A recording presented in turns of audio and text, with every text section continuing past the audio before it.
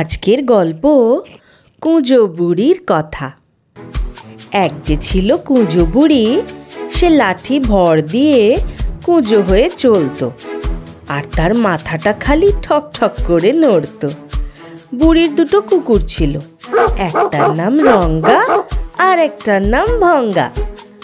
বুড়ি যাবে নাতনির বাড়ি, তাই কুকুর দুটোকে বললে, তোরা সেন বাড়িতে থাকিস, কোথাও চলে টলে যাস নে বাপু। রঙ্গা ভঙ্গা বললে, আচ্ছা। তারপর বুড়ি লাঠি ভর দিয়ে কুঁজো হয়ে যাচ্ছে, আর তার মাথাটা খালি ঠক ঠক ঠক ঠক করে নড়ছে। এমনি করে সে খানিক দূর গেল। তখন এক শেয়াল তাকে দেখতে পেয়ে বললে, ওই রে, সেই কুঁজো বুড়ি যাচ্ছে। বুড়ি, তোকে তো খাবো। বুড়ি বললে, বস, আমি আগে নাতনির বাড়ি থেকে মোটা হয়ে আসি, তারপরে খাস বাপু। এখন খেলে তো হাড়গোড় আর চামড়াই পাবি, আমার গায়ে কি আর কিছু আছে? শুনে শিয়াল বললে, আচ্ছা, তবে মোটা হয়ে আয়, তারপরেই খাবো। এই বলে শিয়াল চলে গেল। তারপর বুড়ি আবার লাঠি ভর দিয়ে কুঁজো হয়ে যাচ্ছে, আর তার মাথাটা ঠক ঠক করে নড়ছে। এমনি করে আরও খানিক দূর গেল। তখন এক বাঘ দেখতে পেয়ে বললে, ওই রে, সেই কুঁজো বুড়ি যাচ্ছে। বুড়ি, তোকে তো খাবো। বুড়ি বললে, বস, আগে আমি নাতনির বাড়ি থেকে মোটা হয়ে আসি, তারপরে খাস। এখন খেলে তো হাড় আর চামড়া পাবি, আমার গায়ে কি কিছু আছে বাপু? শুনে বাঘ বললে, আচ্ছা, তবে মোটা হয়ে আয়, তারপরই খাবো। এই বলে বাঘ চলে গেল। তারপর বুড়ি আবার লাঠি ভর দিয়ে কুঁজো হয়ে যাচ্ছে, আর তার মাথাটা ঠক ঠক করে নড়ছে। এমনি করে সে আরও খানিক দূর গেল। তখন এক ভাল্লুক তাকে দেখতে পেয়ে বললে, ওই রে, সেই কুঁজো বুড়ি যাচ্ছে। বুড়ি, তোকে তো খাবো। বুড়ি বললে, বস, আমি আগে নাতনির বাড়ি থেকে মোটা হয়ে আসি, তারপরে খাস। এখন খেলে তো শুধু হাড় আর চামড়া খাবি, আমার গায়ে কি কিছু আছে? শুনে ভাল্লুক বললে, আচ্ছা, তবে মোটা হয়ে আয়, তারপর খাবো। এই বলে ভাল্লুক চলে গেল। বুড়িও আর খানিক দূর গিয়েই তার নাতনির বাড়ি পৌঁছালো। সেখানে দই আর ক্ষীর খেয়ে খেয়ে এমনই মোটা হলো যে কি বলবো, আর একটু মোটা হলেই সে ফেটে যেত। তাই সে তার নাতনিকে বললে, ওগো নাতনি, আমি তো বাড়ি চললুম, এবারে আর আমি চলতে পারবো না বাপু, আমাকে গড়িয়ে যেতে হবে।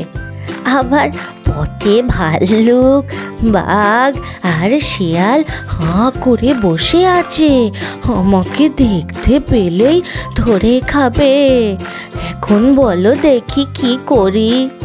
নাতনি বললে, ভয় কি দিদিমা, তোমাকে তো লাউয়ের খোলাটার ভিতর পুরে দেব, তাহলে বাঘ ভাল্লুক বুঝতেও পারবে না, তোমাকে খেতেও পারবে না।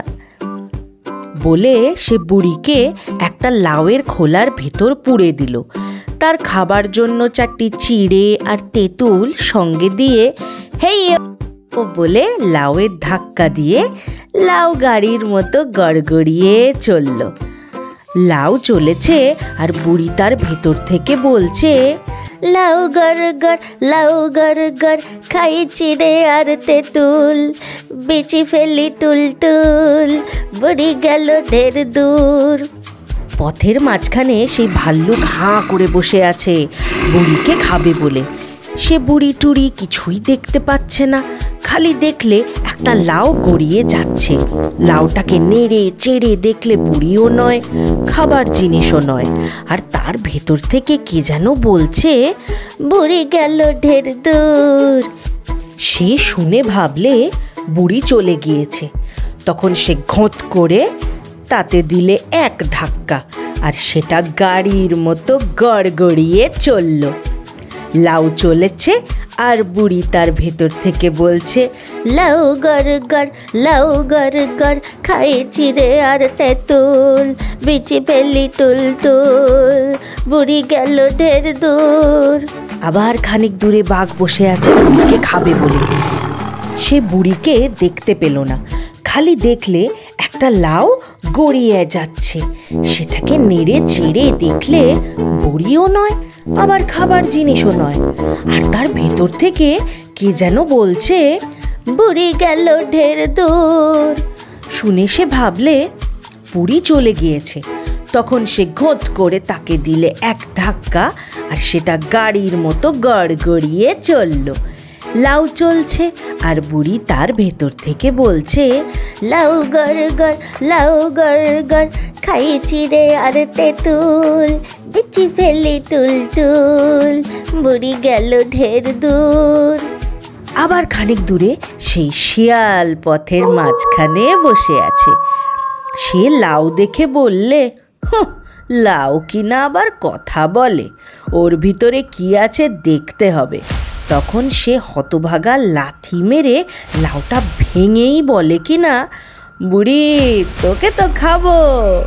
বুড়ি বললে, খাবি বই কি, নইলে এসেছি কি করতে বাবা? তা আগে দুটো গান শুনবি নে? শিয়াল বললে, হ্যাঁ, দুটো গান হলে মন্দ হয় না, আমিও একটু আধটু গাইতে পারি। বুড়ি বললে, তবে ভালোই হলো, চল ওই ওই টিভিটাই উঠে গাইবো এখন।